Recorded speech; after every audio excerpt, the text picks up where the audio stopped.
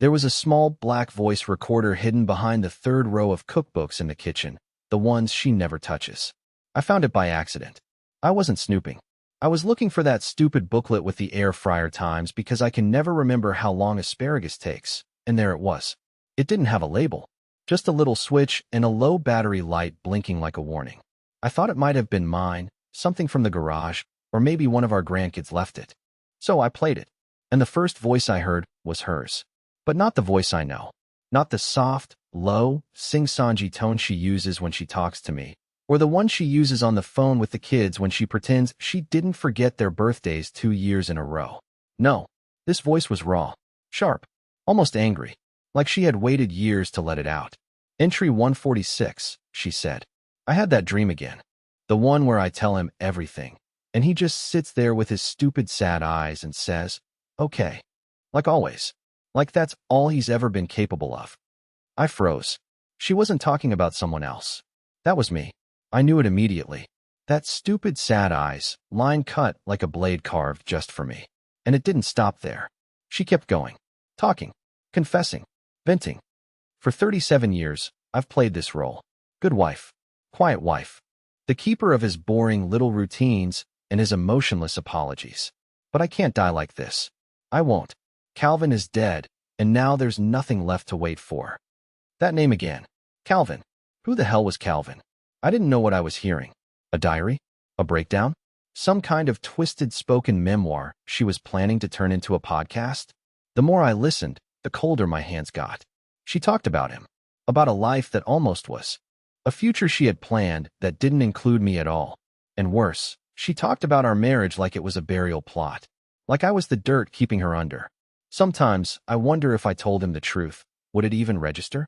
Or would he just nod and ask if I want toast? I stopped the tape right there. Not because I'd had enough. I hadn't. I was starving for every word.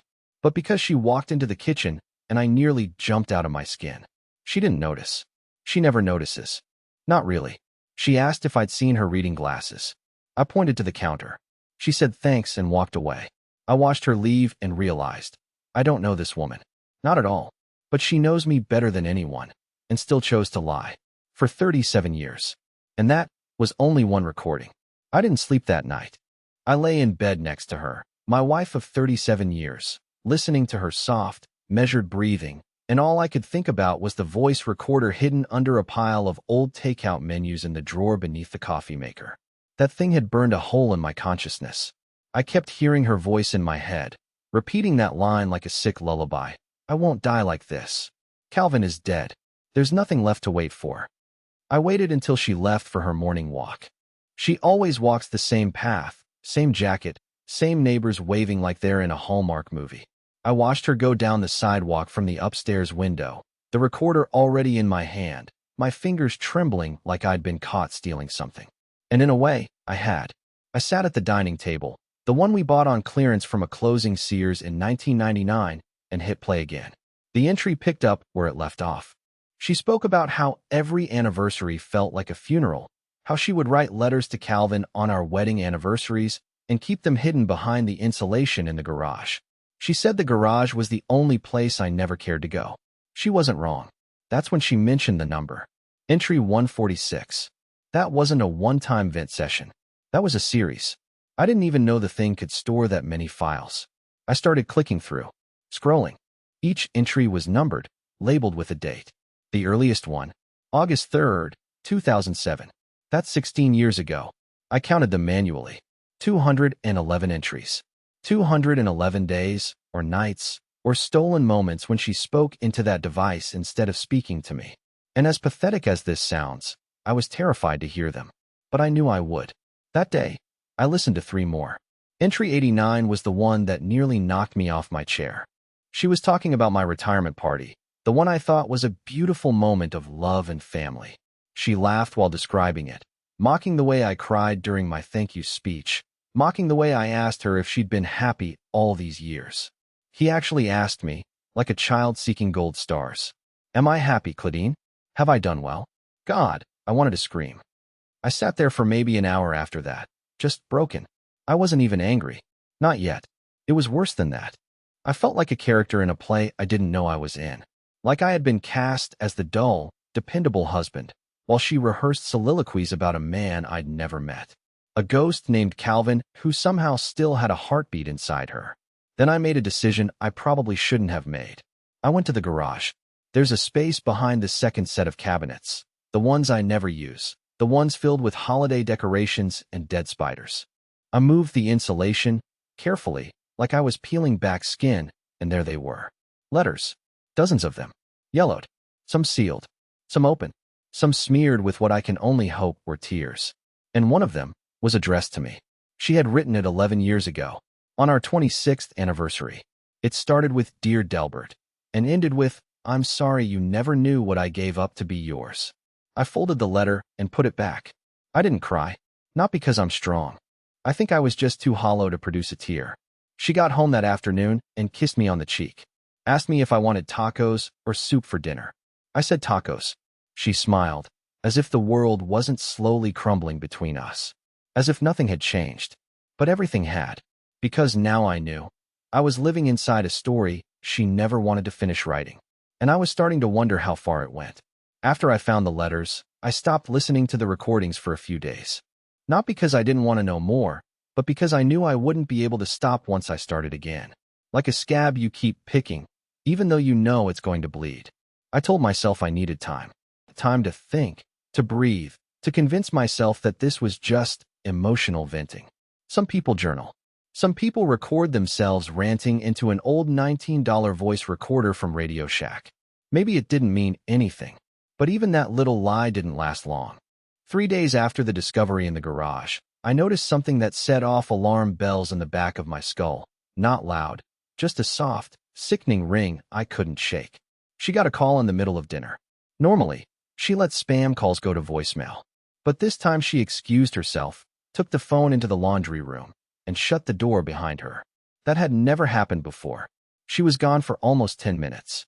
When she came back, she smiled, sat down, and said, "It was just Tammy. She's going through another thing with her son." I nodded, but I already knew Tammy had moved to Arizona last fall, and they hadn't spoken in months. I knew because I helped her pack the box of sweaters she mailed to her. That night, after she fell asleep, I did something I never imagined I'd do. I went through her purse. I didn't even know what I was looking for. Maybe another letter. Maybe a photo of Calvin. Instead, I found something completely ordinary and completely wrong. A debit card. One I'd never seen before. Different bank. Different name. Not her maiden name. Just C.M. Harlan. Her middle name is May. Her last name is Harlan. But she'd never used the initials C.M. for anything. I took a photo of the card, careful to put it back exactly as I found it. My heart was racing. My hands were cold. I felt like a high school kid breaking into the principal's office. The next morning, while she was gardening, I called the bank. Told them I was calling on behalf of my wife. Gave the name. The card number. They asked for verification. I made up a story about her being hard of hearing. I must have sounded desperate because the woman on the phone eventually gave me one detail, and it was enough. The account had been opened in 2009. She had a checking account I never knew about for over 14 years. And then the rep said something I'll never forget. "Would you like me to read you the most recent transaction, Mr. Harlan?" I didn't correct her. "Yes," I said. There was a pause. Typing. Then she said, "A wire transfer. Last week. $6,000 even. Sent to a P.O. box address in Astoria, Oregon." Oregon. That's where Calvin had lived. She told me herself. He died there. She went there for the funeral, alone. Said she needed time. She was gone for 4 days. 4 days I spent eating frozen meals and trying not to spiral. I remember welcoming her home with flowers, asking nothing, respecting her grief over a friend. And now I find out she wired money to someone, something, in that town, right after he supposedly died. I hung up the phone. My stomach twisted. I had more questions than ever. Was Calvin even dead? Was she still in contact with someone connected to him? Was this whole funeral thing just a story? A test to see if I'd finally ask questions? Later that day, I asked her how she was feeling. "You've seemed distant lately," I said, trying to keep my voice level. She smiled and said, "Just tired. Spring allergies.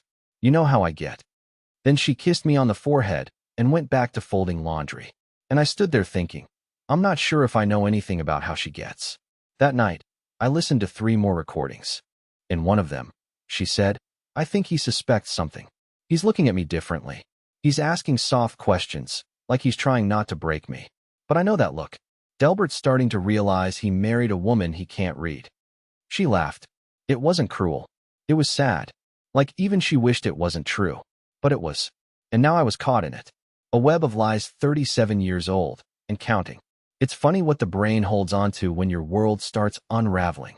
You'd think it would be the big things, like the secret bank account, or the voice recordings, or the mystery man from Oregon whose shadow keeps growing across your life. But no, the moment that stuck in my head like a fishbone wasn't any of those. It was a single sentence, spoken over toast and black coffee the morning after her so-called trip to Calvin's funeral. She said, "The cemetery was on a hill, overlooking the coast. It was beautiful, peaceful. I'm glad I got to say goodbye." She looked me right in the eye when she said it. Here's the problem. A week after I found out about the wire transfer to Astoria, I started looking into obituaries, online archives, local newspapers, even Facebook community pages. I didn't search for Calvin, because she never told me his last name, just that he played jazz and lived alone near the water. But I did search death records for the town. Nothing matched. So I went further. I searched cemetery records in and around Astoria, looking for a burial that fit the window of her trip. And I found it. Or rather, I didn't. There had been no burials during that 4-day period. Not on a hill. Not near a church. Not even a cremation listing. I called the 2 cemeteries in town, pretending to be a local history enthusiast. They were polite, thorough, and certain. "No services held here during that time, sir." That was it. She lied. She didn't forget to mention something. She didn't protect my feelings. She made up a fake funeral with a fake view of a fake hill. And I had eaten it up like a fool. Like a man so desperate to believe his wife still loved him that he ignored the sound of his own instincts screaming from the back of his skull. The next evening, I brought it up. Carefully. We were watching TV, some home renovation show where every couple looks like they haven't touched each other in 5 years, but still want an open-concept kitchen. I muted the commercial and said, "Hey, I've been thinking about your trip. What was the name of that cemetery again? I want to look it up." She hesitated, just for a second. A flicker of something crossed her face. Then she smiled. "Oh, it wasn't a public one," she said. "It was this private family plot Calvin's relatives used. Very small, no signage. Just off a gravel road." Gravel road. Not a hill anymore. Interesting. She forgot the lie she told me. I nodded and said nothing. But inside, my blood went cold. She was improvising, making it up on the fly, which meant she never expected me to ask. Which meant the funeral wasn't just a lie. It was a cover for something else. Something she did while she was supposed to be grieving. And I still didn't know what. That night, I waited until she was asleep. I poured a drink I didn't need and went out to the garage with the voice recorder again. I picked entry 173. I don't know why. Maybe because it was sandwiched between 2 entries that sounded innocuous. This one was different. She was whispering. "He's asking questions now.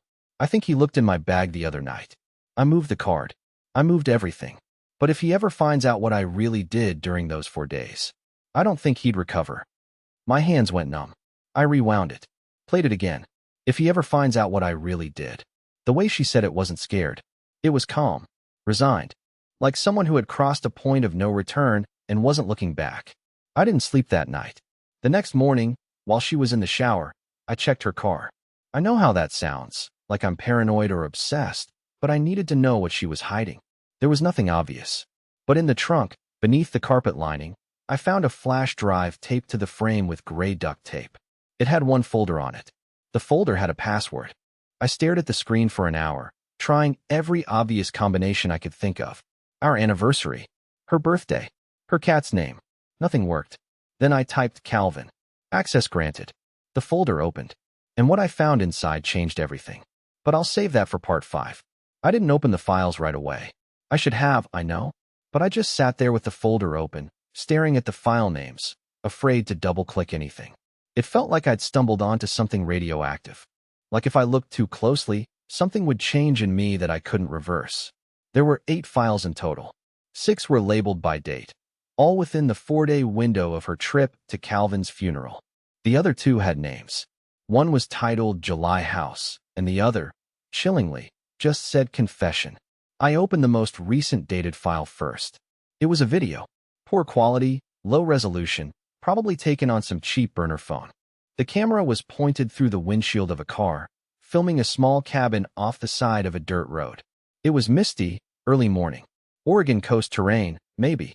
There was no talking in the video, just the sound of breathing, her breathing, and the windshield wipers rhythmically scraping across the glass. The camera zoomed in, just slightly, as a man stepped out of the cabin. Tall, thin, white beard. He was carrying a trash bag. I paused the video. My entire body was buzzing, like I'd swallowed a handful of bees. If that man was Calvin, the man who was supposed to be dead, then everything, had just been flipped upside down. And if it wasn't Calvin, who the hell was it? The next file was more footage. This time, the camera was inside a room. Wooden walls, a small kitchen. It looked like it had been filmed in secret, from a crack in a closet door or behind some shelves. The man was cooking eggs. Alone, calm, unaware. My wife's voice could be heard very faintly behind the camera, whispering to herself. I couldn't make out the words, just the tone, determined. Not angry, not scared, focused. The file cut out suddenly. Black screen. I sat back in the garage chair, still gripping the mouse like it was trying to escape my hand. I hadn't blinked in what felt like minutes. I could hear the TV inside the house. I could hear her laughing at some daytime game show. And I wondered how many people had no idea who they were married to. How many people were living with strangers that just looked familiar. The next file, July House, was different. It was a document. A PDF. It had property information, blueprints, price estimates, mortgage application forms. The name on the file? C. M. Harlan. She'd been applying for a home loan in another state. By herself. Under a different name. There was a note attached to the file. It was a photo of a post-it note. Looked like it had been snapped quickly, probably by accident.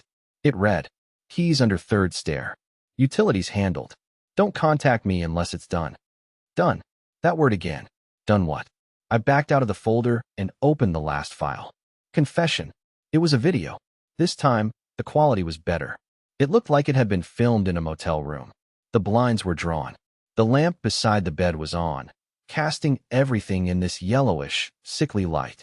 She sat on the edge of the bed, knees together, wearing the same gray sweatshirt she'd left town in. She looked tired. Not sad. Not scared. Just finished. She looked directly into the camera and said, "If you're watching this, I either left it for you on purpose, or you found it without asking. Either way, I guess you deserve the truth." I froze. My mouth was dry. He didn't die? Calvin didn't die? He faked it. He needed to disappear. Too many people looking for him. The wrong people. She sighed. I didn't go there to grieve. I went there to help him vanish. One last time. But when I saw him, I realized I didn't feel what I thought I'd feel. The ache was gone. He was just an old man, broken in ways I never saw before. So I gave him the money, and I told him to go. Wherever. Just not back. She paused, rubbed her eyes. I thought maybe I'd go with him. But I didn't. I came home. To you. I wanted to forget it all. But now I think. I just want to start over. Alone. The screen flickered. I'm sorry, Delbert. I really did try. But I can't live in a life where I keep secrets from you every time I look you in the face. I'm tired. You deserve someone who isn't halfway somewhere else. She leaned forward and turned off the camera. That was it. No tears. No drama.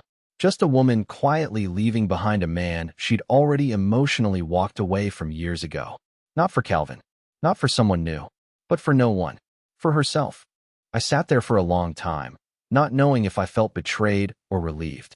I wasn't angry. I wasn't shattered. I just felt erased. Like I was the footnote in her story. And she had just closed the book. After watching the video labeled Confession, I didn't eat for 2 days. Not out of spite or drama, but because I genuinely forgot how to do normal things. The routine of my life. Toast in the morning, feeding the birds, crossword at noon. All of it collapsed like wet paper. I moved through the house like a tourist in my own museum, staring at old photos and wondering which parts of our life she'd been faking, and for how long. Every smile in a frame started to look like a warning sign I'd been too blind or too trusting to read. But here's what I couldn't stop thinking about. If she really intended to leave, why hadn't she? That video was recorded 3 weeks ago. She was still here. Still cooking dinner. still asking me if I wanted to rewatch old episodes of Murder, She Wrote, still pretending to be the woman who whispered goodnight and rolled over like nothing was breaking between us. So either she changed her mind, or she was waiting for something. The idea of confronting her haunted me, not because I feared her reaction, but because I had no idea what I wanted. What was I hoping to hear? That it was all a test? That Calvin was a dream, a decoy, a psychological experiment, and I'd passed? No, I wasn't that deluded anymore. But I needed to know one thing above all. Was she still planning to leave? That question followed me into the basement 2 nights later, where I went looking for an old box of tax forms and instead found something else, a photo frame. One I didn't recognize, tucked into the back of a drawer that hadn't been opened in years, behind dusty tins of paint and spider carcasses. The frame was silver, plain. Inside it was a photograph of my wife. And a man. Not me. Not Calvin. Unless Calvin had grown a full beard and 40 extra pounds. This man looked younger than either of us, maybe in his late 40s, with a leather jacket and a cigarette in hand, his arm wrapped around her like they'd known each other for decades. They weren't just close, they were intimate. Not romantic, but bonded. That kind of closeness that doesn't come from lust. It comes from shared secrets. The back of the photo had one sentence, handwritten in my wife's delicate cursive. This time, we finished what we started. I don't remember sitting down, but when I came back to awareness, I was on the basement floor, knees bent, hands shaking, staring at the words like they were a curse carved into the page. This time, how many times had there been? I took the photo upstairs and scanned her face over and over, trying to find something in her expression that would unlock it all. Guilt, nostalgia, fear, but there was nothing. Just that same half-smile, like she was still keeping the last piece of the puzzle for herself. Later that night, when she went to sleep, I searched our bedroom while battling a storm of nausea. I hated what I was doing. I hated who I was becoming. The paranoid old man digging through his wife's sock drawer like a teenager looking for weed. But I had to. I needed answers. And I found one. Not the answer, but something worse. A set of printed boarding passes, folded neatly inside the cover of an old gardening magazine. They were for 2 people. One name was hers. The other wasn't mine. The destination? Panama. Date? For days from now. She hadn't changed her mind. She was still leaving, just not alone. And not with Calvin. I didn't sleep that night. I lay next to her in our marriage-worn bed, listening to the steady rhythm of her breath, counting the seconds between each rise and fall of her chest like I was waiting for a bomb to go off. For days until Panama. For days until she walked out of our life with a man I hadn't even identified yet. 4 days to decide if I was going to pretend I was still the man she thought I was, quiet, safe, passive, or if I was going to become someone who finally asked why. By morning, I'd made a decision. I would follow her. Not to Panama. Not yet. First, I had to know who the man in the photo was. Not Calvin, that much I was sure of now. Calvin was either long gone or a myth she used as cover for someone else. No, the man with the cigarette and the leather jacket was someone newer. Someone still active. Someone dangerous, maybe. I scanned the photo into my computer and uploaded it to a reverse image search site. Took hours. Nothing came up. But the jacket caught my eye, a faded patch on the sleeve, almost invisible. I zoomed in, enhanced the contrast, and saw what looked like the name of a motorcycle club. 3 letters. Local. So I started calling around. I called 6 clubs before I got a hit. One guy, some raspy-voiced man who answered with nothing but yeah, confirmed that the man in the photo was someone they used to know. Said his name was Raymond Beck. Said he vanished for a few years, then reappeared last year, living in a rented cabin near the county line. Kept to himself. Drove a black SUV. Didn't ride anymore. Too many ghosts, the guy said. Raymond Beck. I looked up every scrap of data I could find. He had a record. Burglary. Identity theft. A sealed case from 1993, which, if you do enough digging in the right forums, means it probably involved something federal. I found one grainy mugshot. It was him. Older, thicker, grayer. But definitely him. So now I knew his name. But I still didn't know what he meant to her. That afternoon, I did something I swore I never would. I placed a GPS tracker in the lining of her handbag. Not because I wanted to spy. Okay, fine, exactly because I wanted to spy, but because I needed the truth. Not her version. Not the carefully edited, Emotionless confessions she left behind like breadcrumbs for a man too spineless to chase them. I wanted real-time truth. No filters. No apologies. The next morning, she left early. Said she had a dentist appointment. I already knew she didn't. I was watching the tracker blink across the screen of my laptop, heading toward a town 30 miles west. I waited 10 minutes, then followed. She wasn't alone. I parked half a block away from a rundown diner with peeling paint and fogged windows. Through the glass, I saw her, sitting across from Raymond Beck. She was laughing. Laughing. I hadn't heard her laugh like that in years. Not at my jokes.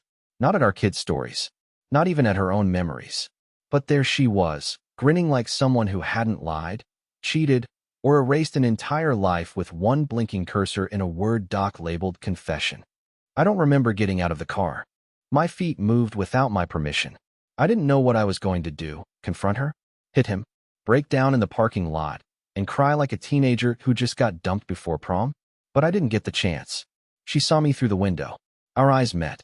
And something in her face changed. Not panic. Not fear. Pity. She stood up slowly, said something to him.